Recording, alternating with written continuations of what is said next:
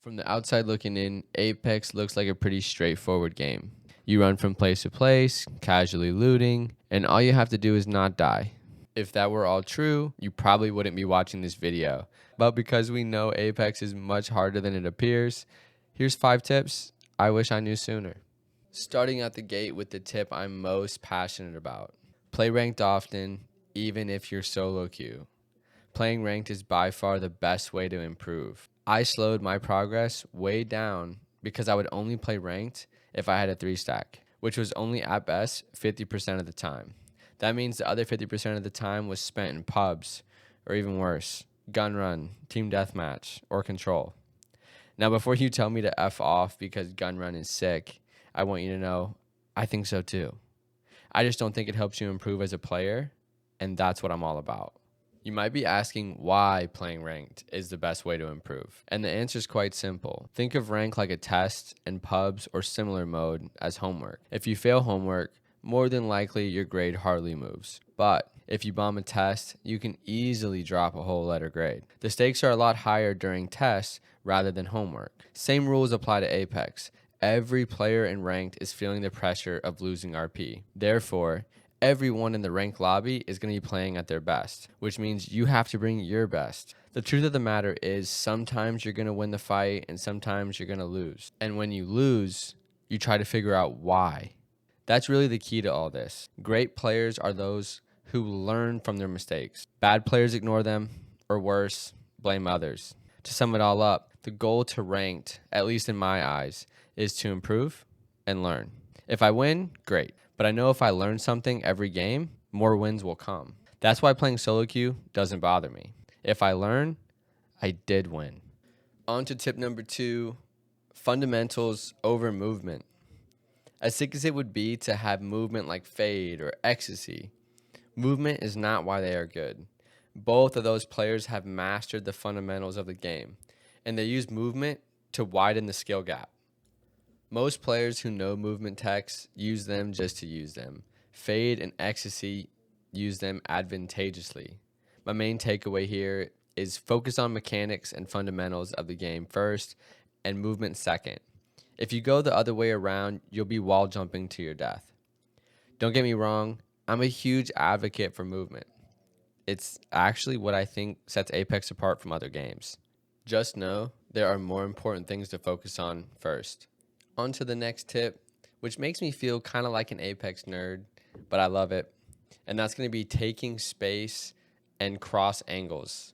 2 huge components to winning gunfights in Apex Legends.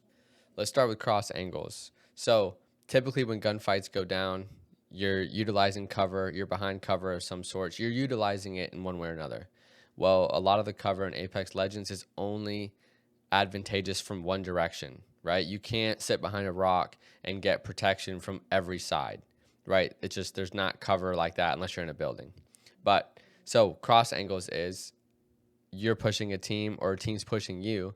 They're going to try to apply pressure directly in front of you, but also work up the left or the right side, pretty much making your cover null and void. So you're either going to show yourself to them or expose yourself to the other teammates on this enemy squad. So it's actually a pretty simple fundamental, but a lot of people just stay really stagnant when they're playing, when they're fighting, right? They're us 3 versus you 3. None of us are going to move. We're going to see if we can get a lucky knock or a crack before pushing up. And that's just not how you want to play it. You always want to be looking, you want to be applying pressure, pushing the envelope, and trying to get angles on these teams, right? Because the longer that you kind of stale out and you stalemate, the longer time you're giving enemy teams to pull up, to rotate, and to put you in a bad situation. So cross angles. If you're not doing them already, start. The second concept we're going to be going over, if you don't remember, is taking space. These two really go hand in hand, and when used correctly, make gunfights look so simple and easy. You and your team want to control as much of the map as possible, especially heading into those later zones. And the reason for this is 2 things, really. First off, you're minimizing the amount of cross angles enemies can have on you. And in turn, you're actually maximizing the amount of angles that you're going to have on the enemy team. In addition to that, taking space is also great for forcing teams into each other. or funneling them into the middle of multiple teams. I rank this tactic quite high on my list of must-learns. You can tell the players that don't understand this concept, holding the same angle as their teammates, standing on top of each other. They have zero control, no space, no angles, so on and so forth. These players' teams are the easiest to squad wipe. It's truly the teams that are proactive that you gotta watch out for. Play your life for the love of God. You're doing the biggest disservice to not only your teammates, but yourself by just giving your life away after your teammate has already died. One thing that everyone has to understand is once your teammate goes down, you might as well not even listen to them. You might as well, they don't exist anymore, right? It is you in a disadvantage versus the team, right? The only way that you're getting them back up is not by putting your head down and running into 3 of them. It's by trying to pick them off one at a time, being focused, being ready, being smart, and just ultimately clutching up for the squad. But you're never going to have an opportunity ever to show up for the team if every time they go down, you get panic and frantic and you just sprint, make a lot of noise, you have no rhyme or reason in your decision making, and you just W key. You're going to lose every time, and you're going to lose so many opportunities to get better and honestly to show off in front of your friends, which, like, let's be honest, like, that's the real reason why we all play Apex, is we want to do cool shit in front of our friends. So if you want to do cool shit, stop W keying, act as if you are somebody who could clutch up and win this 1v3, 2v3, so on and so forth. So trust yourself, please. Oh, yeah, and one caveat to this. If you're the one who's going down first, be quiet. Like, don't get me wrong, like, talk if you're saying help, if you're helping the team, if that's your intention. But don't ping spam and yell at somebody to push. All right, because obviously we already know your decision making is flawed. Your ass is on all fours, right? Like, let me do my thing. So if you get knocked, have some decency. Treat your teammates with the same level of respect as you'd want them to treat you, right? All right, on to the next, which is my favorite. The last and final tip I have for you is relax. Apex is a game with so many tangibles changing at all times of the game. Every second, there's new information that you could be trying to keep track of. And you should be trying to keep track of, right? Because knowledge is power, especially in Apex. Let's use a great player like Jen Burton.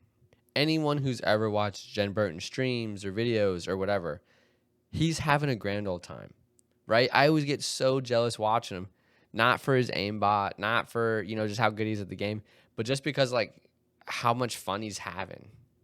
And I wouldn't mind having an accent, not gonna lie. But he's just having a grand old time. He's cracking joke with the boys. He's getting some knocks. You know what I'm saying? It's all in good fun. And at the end of the day, guys, we're playing a video game.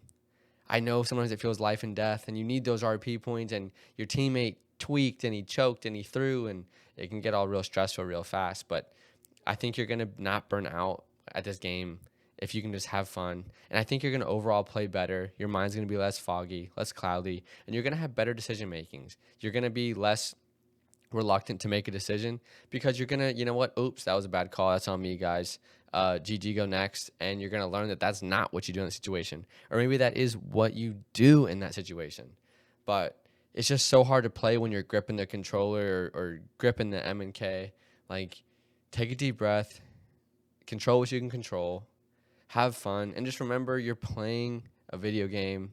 And if you look at the perspective that I look at the game, it's to get better. So don't put so much pressure about controlling what you can't control. Have fun, relax, and watch you get better. And more importantly, watch you have more fun playing the game. All right, guys, those are my 5 tips that I wish I knew sooner. Maybe I'll make a part 2 because there's just so many topics to touch on. And I just tried to focus on the 5 that really hit home. But even making this video right now, there's 5 more that I could throw in here. So if you're interested in a part 2, leave a comment down below. Don't forget to like and subscribe so you don't miss any of my uploads. All right, have a good one, guys. GG's.